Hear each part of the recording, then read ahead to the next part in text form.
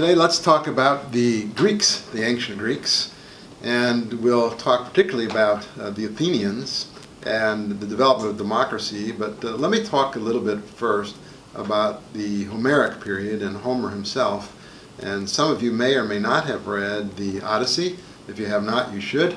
In any case, Homer probably lived sometime around 800 BC. The period that he's talking about when he writes the Odyssey is probably several centuries earlier. Many of his stories, we always thought, were simply another sort of narrative, very much like mythology. But in any case, we now know that many of the things he was referring to actually had actual historical events that he was referring to. For example, the war in Troy, which we know was a long-standing war and fought between the Greeks, mainland Greeks, and the people who lived in Troy, the Trojans. And of course we know about the outcome of that war, which was a tragedy for the Trojans. They were more or less wiped out by the Greeks. So who were the Greeks anyway? Well, we know that they accomplished also a great culture. They had a great civilization. Much of what we now call Western civilization we owe to them. They developed democracy. They developed the idea of citizenship. They developed the idea that people are responsible for their own fate. The Greeks were among the first, actually, to also develop the idea of a constitution, the codification of laws, the notion of trials even, all sorts of institutions that today we call democracy in the United States and elsewhere in the world. So who are the Greeks? Where did they come from? Well, they also were pre-civilized. We know that they swept over the area of the Aegean and what is now Greece per se, and that they settled there. We know that they developed a language, and a written language, some of which apparently goes back to Phoenicia. And we know that they developed very interesting ideas, as I said earlier, about reason and the notion that we control our own destiny and that not everything is controlled by the gods. So they were willing to take their history and to be responsible for it, to say that it actually was an outcome of who they were. All right, so let's take a look at the development of at least a couple of city-states, and mostly I'll talk about Athens, but I want to talk about Sparta just for a moment. Sparta did not develop a democracy, quite the opposite. It was something like, we might call it almost like a dictatorship, a very authoritarian form of government, and it was a land-based city. Sparta was to the south in modern-day Greece, still there, by the way. And it became sort of a military culture. It had a narrow band of citizens, people who might be called citizens in any case. Most people who lived in Sparta actually were serfs, having no rights at all. Some had some rights, but very few, and they were mostly the agricultural workers who were captured or defeated in war. In any case, Sparta always has a problem because every time the army leaves town, you might say, people rebel against it and they have to return. So they always had a sort of a spotty history, and they never are going to become the power, let's say, that even Athens becomes. Later on they will be. Later on, when Athens tries to exert itself too much and becomes an empire, then there are many city-states which actually rebel against Athens and side with Sparta. And that is the Peloponnesian War, which comes to a halt finally, or to an end in 404 with the defeat of Athens.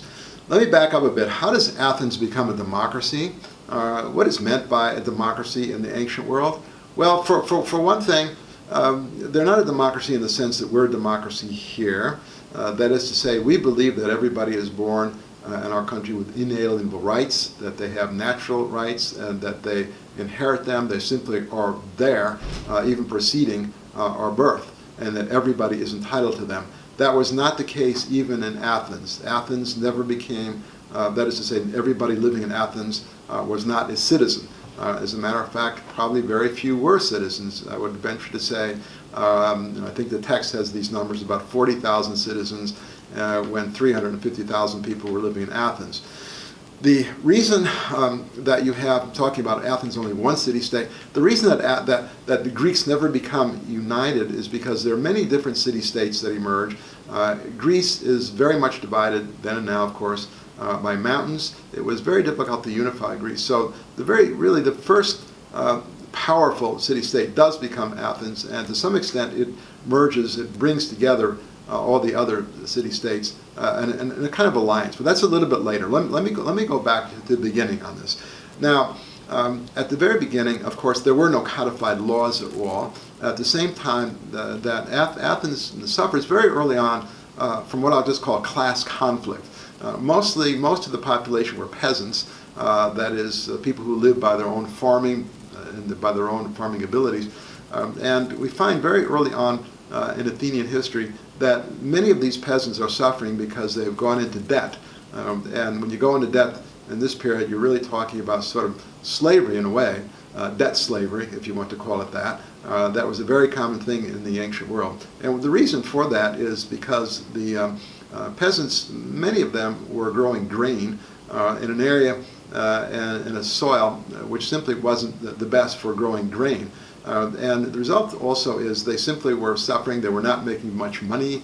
The economy was lagging. And the result was, as often happens with farmers, they have to borrow in order to get from one growing season to the next. And the result is that many of them were, because they were borrowing from landowners, they were eventually falling into debt slavery. And many of them were angry about this. And Athens, it looks like, is going to go into a period of rebellion. At the very beginning, Athens is more or less a monarchy.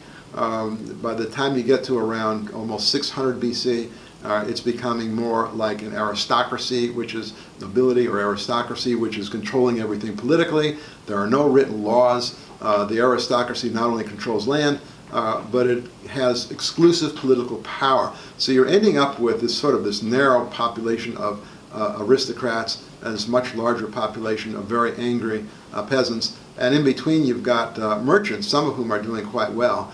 They have a lot of property, they have a lot of wealth, but that doesn't mean that they have anything else. They want to share political power. And that gives you more or less what's going on roughly around 621 BC, when a man who's the head of the government, such as it was, by the name of Draco, who gives us the word draconian, that's very, very tough, kind of repressive. And he does finally codify the laws, but they don't really change anything or make life better for peasants. So what happens is that Athens has to go through yet more changes, and in 594, in order to make sure that there is, or at least hopefully make sure that there will be no rebellion and no revolution, the aristocrats who are running everything bring a man by the name of Solon to power. 594. 2 years later, Solon brings about a number of reforms. He reforms the economy and he reforms the political structure. And this begins the long road to democracy. What he does, he eliminates the debt slavery. In other words, the peasants will no longer be able to go into debt slavery. He actually brings a lot of them back who'd been sold off elsewhere and returns them back to Athens. But he doesn't redistribute land, so his economic reforms only go so far. He does, however, institute a popular assembly, and the popular assembly includes all people who are citizens. And as I said, that is maybe only 40,000. They don't all sit in the assembly, but they're drawn from the citizenship. And this is the popular assembly. They have the right to either approve or deny the proposed legislation or laws that come from the Council of 400, which Solon also creates. The Council of 400 includes men of property, men of wealth, and not just nobility who are on the land. So in other words, it includes people who have wealth based on merchant activities or their economic activities, merchants in general. He does one other thing that's very important. The currency at that time was called the drachma, and it seems that the drachma of Athens was set a little bit too high. It's too expensive, in other words.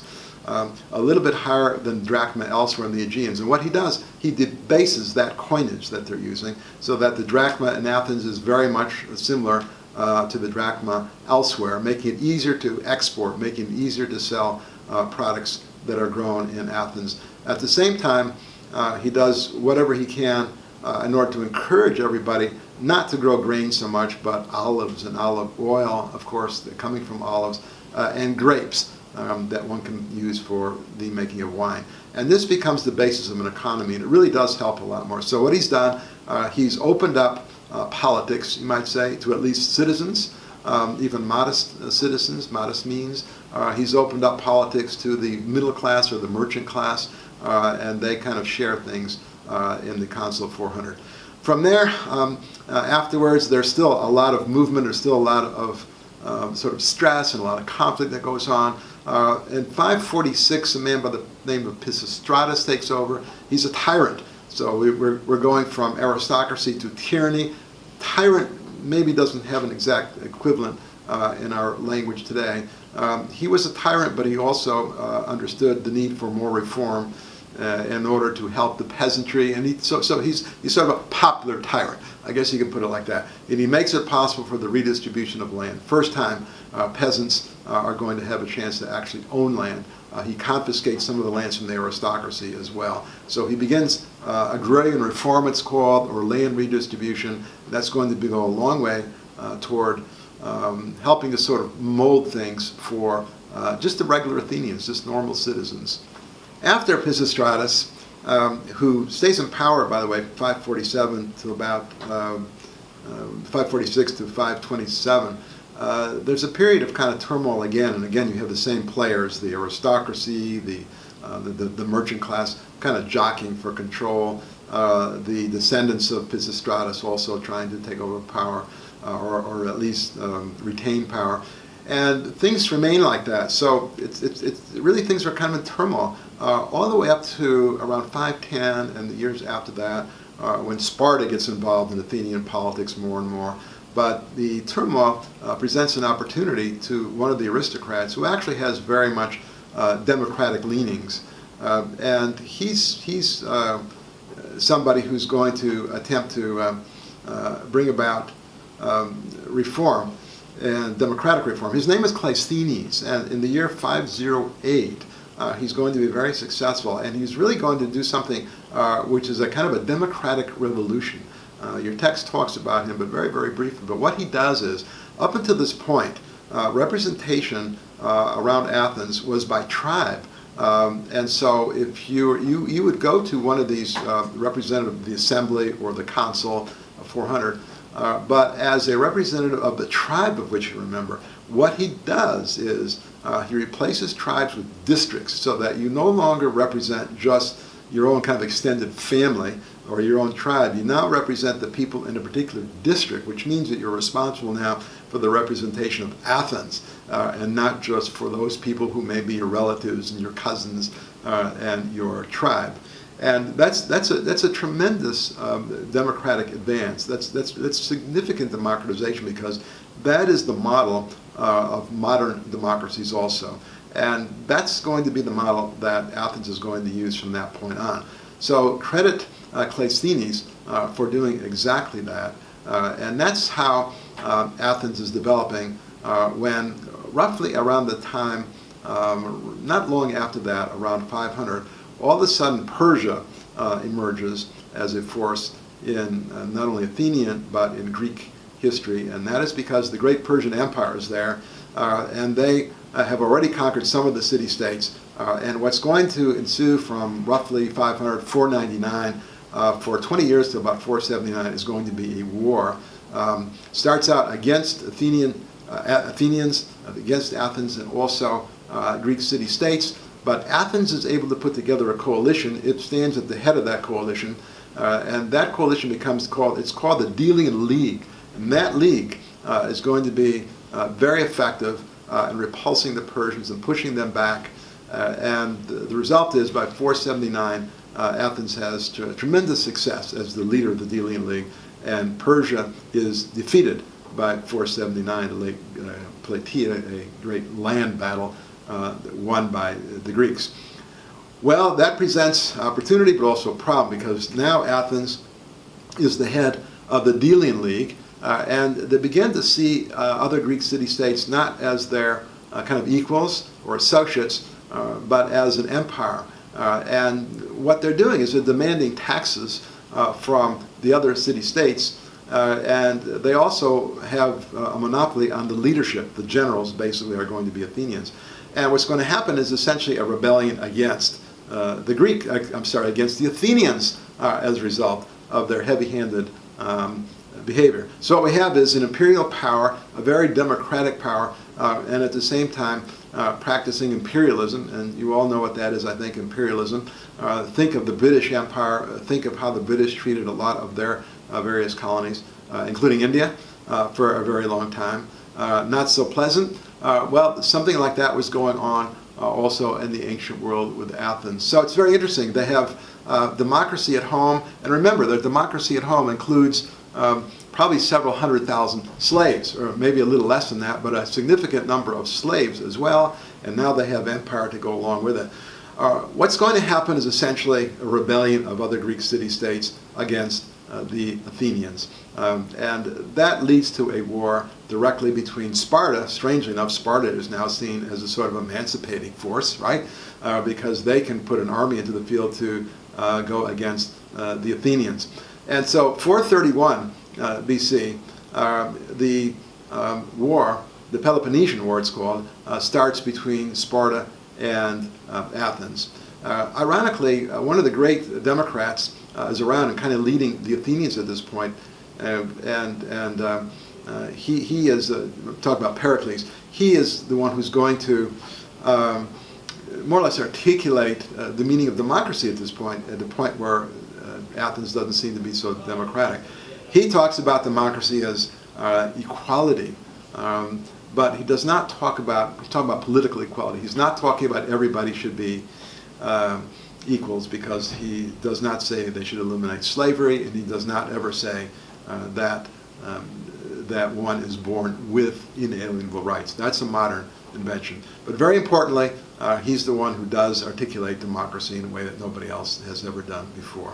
Nevertheless, the war goes on, intermittently at times, but by 404 BC, Athens is defeated by Sparta and the coalition, and that may not be the end of Athenian democracy such as it was, but it was the end of an experiment that Athens had been conducting, attempting to unify the Greek city-states.